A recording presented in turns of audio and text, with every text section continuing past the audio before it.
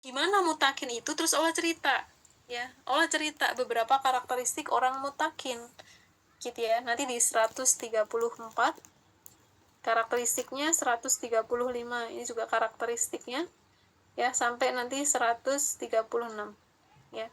Ini karakteristik seorang mutakin. Kitakah orang mutakin itu? Nah, ini yang mempertanyakan, kita ada nggak di dalam Quran ketika Allah menceritakan karakter orang baik, ya, ada nggak nih kita punya karakter demikian? Memangnya orang mutakin itu gimana? Kalau versi surat Al-Baqarah, Ali Imran ayat 133, ya, orang mutakin ini punya karakteristik dijelasin di 134, alladzina yunfikuna fis sarra wal dharra. Dia ini orang yang suka infak, fis sarra'i dalam keadaan lapang, wal dharra'i dan keadaan sempit. Orang kalau punya duit infak kan gampang. Tapi kalau pas gak punya duit kok infak, nah ini baru keren. Ya, dia tetap beramal dalam kondisi yang tidak ideal. Kalau dia beramal pas kondisi ideal, loh banyak orang bisa, gak ada yang spesial, ya kan? Misalkan nih dia jaga pandangan, oh temannya perempuan semua, tapi dia bisa jaga pandangan, padahal temannya cowok-cowok yang suka goda, tapi dia bisa nunduk, nah ini baru keren, gitu kan? Dia bisa infak, tapi pas uangnya banyak, giliran uangnya dikit, pelitnya minta ampun. Nah, yang seperti ini tidak masuk dalam kategori mutakin. Mutakin ini kayak mana? Alladzina yunfikuna fis sarra wa dharra.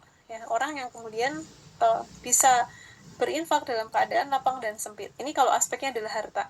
Aspek psikologisnya di mana belakangnya? Wal kadhiminal ghaidha. Dan orang yang bisa nahan marah. Ya. Berapa banyak peristiwa hidup yang memantik kemarahan kita? Ya. Dan karakteristik mutakin, dia bisa nahan marah. Kitakah orang ini? Ya. Wal afina 'anin nas, dan dia suka memaafkan kesalahan manusia. Masih tunggu sebentar. Ya. Wal afina 'anin nas, dan dia memaafkan manusia. Jadi nggak mudah menyimpan dendam, nggak mudah tersinggungan, nggak mudah senggol bacok, dia hatinya lapang. Kita kan orang yang seperti ini gitu ya. Kalau kita dikit-dikit tersinggung, dikit-dikit insecure, dikit-dikit dengki, dikit-dikit iri, nah berarti kita juga ada tuh di dalam Al-Quran, tapi bukan dengan karakteristik orang baik gitu ya. Dikit-dikit misuh-misuh gitu ya, wah dasar gitu ya, kebun binatang keluar semua gitu ya. Itu juga ada loh di dalam Al-Quran. Wailul likulli humazatil lumazah, celakalah orang yang suka mengumpat gitu ya. Ada juga di Quran, tapi ketika Allah sedang bicara tentang karakteristik orang yang tidak baik. Oh ya, ini buat kamu.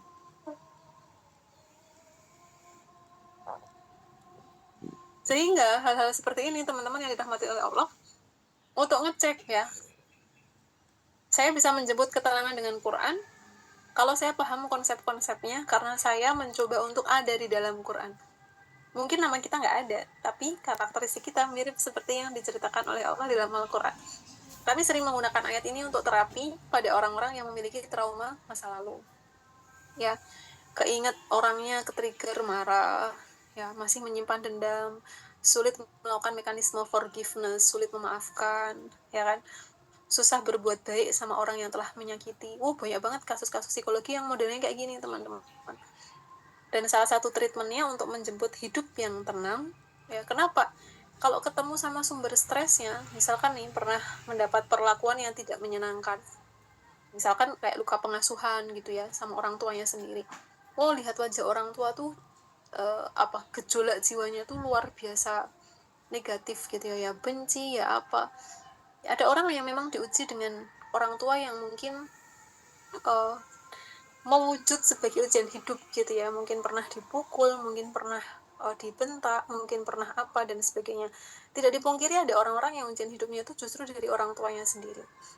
Ada juga orang yang ujian hidupnya itu anaknya, ada orang yang ujian hidupnya tetangganya, ada orang yang ujian hidupnya dosennya, ada yang orang ujian hidupnya temennya, macam-macam gitu ya. Nah, ketika dia bertemu dengan stresor, ya teman-teman yang dirahmati oleh Allah, ya marahnya tuh bisa sangat menggejolak sekali, ya, atau dia susah memaafkan gitu ya, apalagi berbuat baik sama orang yang sudah tidak baik. Nah, ayat-ayat seperti ini gitu ya, nanti ada SOP-nya ya,